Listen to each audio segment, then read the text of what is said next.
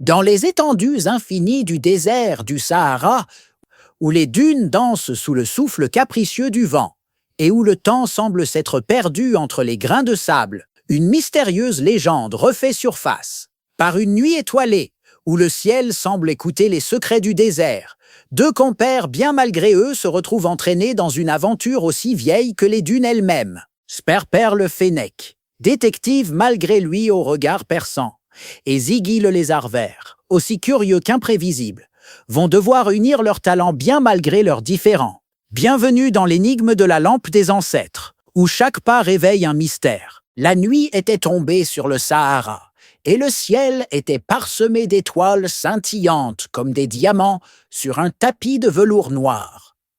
Sperper le Fennec, allongé sur une dune, observait le désert silencieux, ses grandes oreilles captant le moindre murmure du vent. Soudain, une agitation brisa la tranquillité.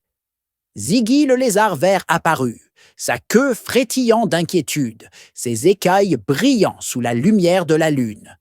« Sperper, la lampe des ancêtres de la gerboise a disparu. Sans elle, les histoires de nos aïeux s'éteindront à jamais !» s'exclama Ziggy, haletant.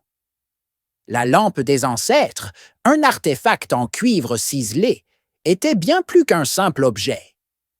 Elle guidait les nuits du désert depuis des générations, sa lumière sacrée éclairant les légendes du Sahara et protégeant les secrets des tribus anciennes.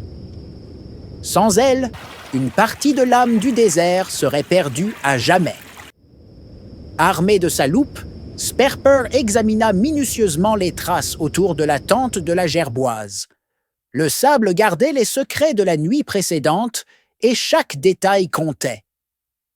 3 empreintes profondes.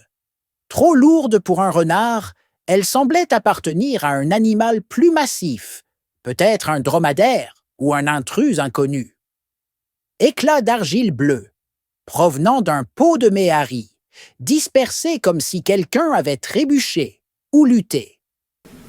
Une plume de faucon pèlerin, collée à un rocher, son extrémité tachée d'une substance sombre et mystérieuse. Ziggy grimpa sur une crête, ses yeux perçants scrutant l'horizon. « Regarde! Des traces mènent vers l'oasis perdue, » murmura-t-il, sa voix tremblante d'excitation et d'appréhension. Sous les palmiers de l'oasis perdue, ils découvrirent Méhari le dromadaire, nerveux et agité.